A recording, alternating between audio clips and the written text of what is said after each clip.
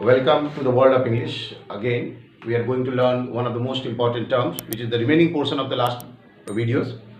ये कुछ last videos के कुछ रिमेनिंग पोर्शन है. मैंने पिछली वीडियो में बताया था कि किसी भी सेंटेंस में पहले हमारे पास एक सब्जेक्ट होना चाहिए, उसके बाद वर्ब होना चाहिए, उसके बाद ऑब्जेक्ट होना चाहिए या कॉम्प्लीमेंट्स होना चाहिए.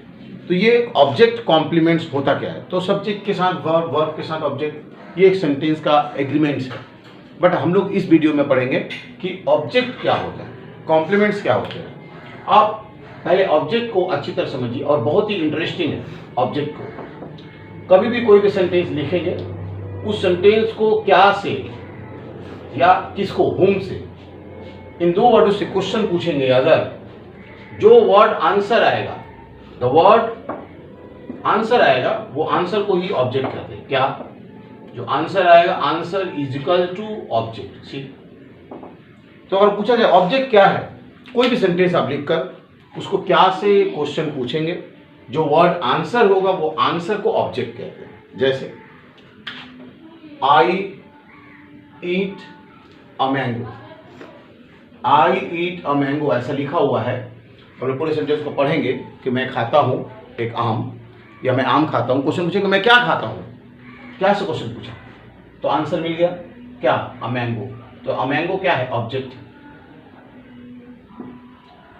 और ये सब्जेक्ट वर्ब है. तो ऑब्जेक्ट क्या होता है? क्या से क्वेश्चन पूछने के बाद जो आंसर मिलता है वो ऑब्जेक्ट होता है. सिंपल. लेकिन इसके अलावा भी आपको एक बात ध्यान रखना पड़ेगा कि ये सेंटेंस लिखा रहेगा my teacher teaches me English, ऐसा लिखा है. My teacher teaches me English. मेरे टीचर मुझे इंग्लिश पढ़ाते हैं. मेरे टीचर मुझे क्या पढ़ाते हैं? इंग्लिश. ये ऑब्जेक्ट है इंग्लिश. किससे पढ़ाते हैं? किसको? हुम से क्वेश्चन पूछेंगे. किससे पढ़ाते हैं? मुझे. मी, ये भी ऑब्जेक्ट है. तो कहने का मतलब एक सेंटेंस में एक ऑब्जेक्ट हो सकता है, दो ऑब्जेक्ट हो सकता है, और एक और दो ऑब्जेक्ट, दोनों ऑब्जेक्टों को पता लगाने का वही तरीका है, या तो क्या से क्वेश्चन पूछेंगे या तो किसको से क्वेश्चन पूछेंगे. क्या से क्वेश्चन पूछते हैं, जो आंसर मिलता है वो ऑब्जेक्ट होता है. जो क्या से क्वेश्चन पूछते हैं, जो आंसर मिलता है वो ऑब्जेक्ट होता है, और वो डायरेक्ट ऑब्जेक्ट होता है, उसको कहते हैं डायरेक्ट ऑब्जेक्ट. और किसको से क्वेश्चन पूछेंगे, जो उत्तर होगा, जो आंसर होगा, उसको कहते हैं इनडायरेक्ट ऑब्जेक्ट. तो यहाँ पर जो मी है वो इनडायरेक्ट ऑब्जेक्ट है, और जो इंग्लिश है वो डायरेक्ट ऑब्जेक्ट है. तो पहला ऑब्जेक्ट क्या होता है वो देखा, कितने तरह के ऑब्जेक्ट होते हैं वो मैंने देखा, और ये भी देखा कि किसी भी सेंटेंस में पहले इनडायरेक्ट ऑब्जेक्ट होना चाहिए और डायरेक्ट ऑब्जेक्ट हमेशा बाद में होना चाहिए. अगर आप बोलोगे कि अगर हम डायरेक्ट ऑब्जेक्ट को पहले लिखना चाहते हैं तो क्या करेंगे, तो आपको लिखना पड़ेगा माई टीचर टीचेज इंग्लिश, और मी के लिए टू लिखना पड़ेगा, टू मी. तो इसके लिए आपको टू लिखना पड़ेगा. और कंपैरेटिवली हमेशा ये सेंटेंस को मोर करेक्ट बोला जाता है. This sentence is more correct than this. इसलिए आप हमेशा कोशिश करेंगे कि ऑब्जेक्ट होता क्या वो समझें, और उस ऑब्जेक्ट में ये भी समझें कि कौन सा ऑब्जेक्ट पहले होगा, कौन सा ऑब्जेक्ट बाद में होगा, और वो सही कैसे है. ये हो गया हमारे पास ऑब्जेक्ट क्या होता है. अब हमारे पास जो नेक्स्ट टॉपिक है वो है कॉम्प्लीमेंट्स. तो हमारे सेंटेंस में या तो ऑब्जेक्ट रहता है, अगर ऑब्जेक्ट रहता है तो इस तरह से रहेगा. अगर कॉम्प्लीमेंट्स रहता है तो वो कॉम्प्लीमेंट्स किस तरह से रहेगा. कहने का मतलब ये ऑब्जेक्ट जो है वो ठीक ऑब्जेक्ट और कॉम्प्लीमेंट्स आपस में एक दूसरे के अपोजिट हैं, कह सकते हो. जैसे आप यहाँ पर लिखा रहेगा एक sentence I go to college, ऐसे लिखा हुआ है. और इस सेंटेंस को पढ़े और बोले आई गो टू कॉलेज का हिंदी होगा मैं कॉलेज जाता हूँ, मैं कॉलेज जाती हूँ. और इसको क्या से क्वेश्चन पूछेंगे कि मैं क्या जाती हूँ या फिर किसको जाती हूँ, दोनों का ही आंसर नहीं मिला.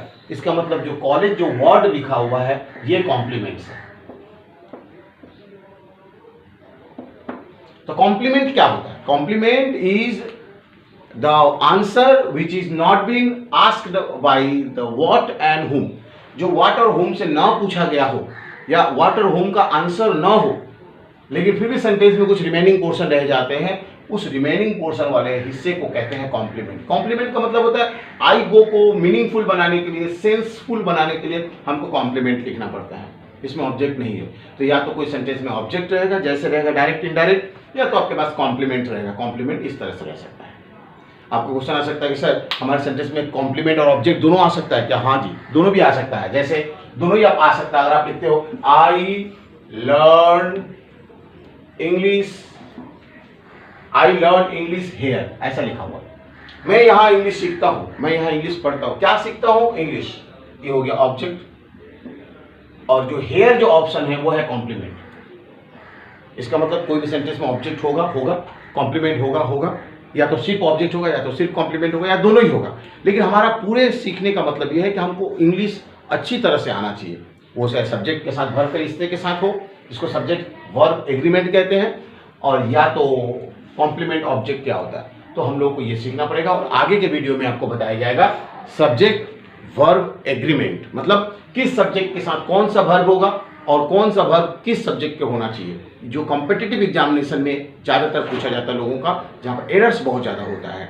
तो वो हम लोग नेक्स्ट वीडियो में पढ़ेंगे, जहाँ पर कॉम्पिटिटिव एग्जाम्स के लिए हम लोग तैयारी करते हैं, एसएससी के लिए, WBCS के लिए, IPS के लिए, इन सब बेसिस का तैयारी करते हैं। तो हम लोग पढ़ेंगे सब्जेक्ट वर्ब एग्रीमेंट। फिलहाल हम लोग कॉम्प्लीमेंट्स ऑब्जेक्ट को देख लेते हैं। Thank you.